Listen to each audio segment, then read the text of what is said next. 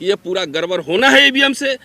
EVM हटाओ देश बचाओ, इसका नारा लगाते हुए दिल्ली के जंतर मंतर जगह पर ईवीएम मशीन ला करके किस तरह से हैक किया जा सकता है, वहां के वकीलों ने और कुछ लोगों ने मिलकर के पूरे दुनिया को सोशल मीडिया के जरिए दिखाया है।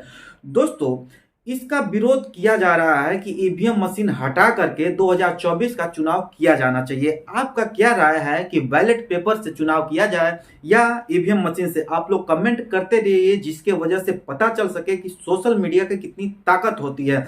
क्योंकि सत्ता किसी व्यक्ति का नहीं है, किसी एक इंसान का नहीं है, सत्ता जनता की है। जनता के द्वारा चुने गए नेता होते हैं और नेता अगर अपने स्थान पे आ जाते हैं, पद पे आ जाते हैं, तो मनमानी न करें। इसके वजह से अमेरिका जैसे देशों में, जो विकसित देश है, वहां पर आज भी बैलेट पेपर से चुनाव होता है। और भारत एक विकासशील देश है। हम लोग जब 1, 2, 3 में पढ़ रहे थे, तब भी हम लोग को टीचर पढ़ाए थे कि भारत एक विकासशील देश है, यानी अभी विकास कर रहा है, उन्नति की ओर बढ़ रहा है।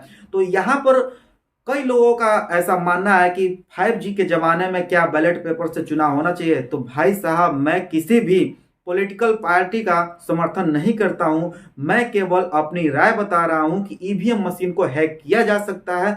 तो क्या ये सही रहेगा हैक करके किसी को भी जिता दिया जाए? कहीं से भी ये उचित नहीं लगता है। आपके मन में कोई भी डाउट है तो आप लोग कमेंट करते रहिए, मुझे उससे कोई फर्क नहीं पड़ने वाला है कि आप किसका समर्थन करते हैं। मुझे फर्क इससे पड़ता है कि अगर ईवीएम मशीन हट जाएगा, बैलेट पेपर से चुनाव होगा, तो भारत की जनता, जो भोली भाली जनता है, जो अनपढ़ गंवार है, उनको भी समझ में आएगा कि मैंने एक पेज लिया, उस पर मैंने मोहर लगा के आया, जिस पे मोहर लगा है वही मेरा वोट है। तो इस हिसाब से निश्चिंत रहिए, कोई दिक्कत नहीं है। जिसको जो बोलना है, भोंकना है, भोंकने दीजिए। मैं किसी भी पॉलिटिकल पार्टी का समर्थन नहीं करता हूं और ना ही करूंगा।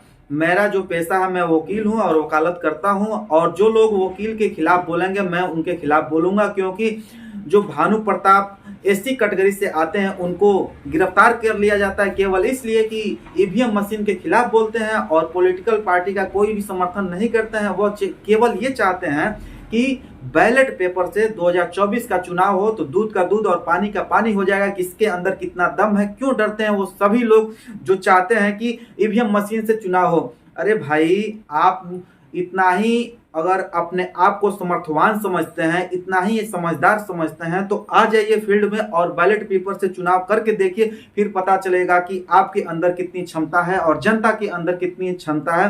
अगर भारत के लोग, जो जनता है, वो चाहती है कि ईवीएम मशीन को हटाया जाए, तो जो लोग इसका समर्थन कर रहे हैं, तो भाई आपको क्या दिक्कत है? आप मान जाइए ना। आप इतने ही समर्थवान हैं, इतने ही टैलेंटेड हैं, आप अपने दम पे चुनाव जीत के दिखाइए, ना कि ईवीएम का सहारा लीजिए।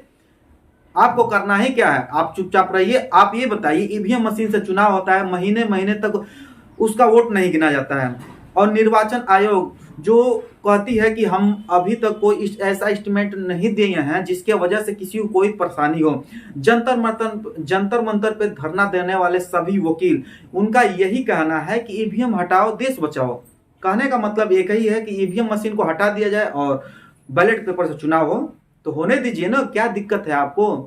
क्यों आप कह रहे हैं कि 5G का जमाना है, ये है वह? क्यों कह रहे हैं? आप आ जाइए, फील्ड में आइए, खुल के आइए। आपको चुनाव से क्या दिक्कत है? बैलेट पेपर से जब चुनाव हो तो बैलेट पेपर से चुनाव करा लीजिए। विकसित, अभी विकासशील ही देश है, ना कि विकसित है। अभी विकसित होने में पता नहीं कितने साल लगेंगे, होगा कि नहीं होगा।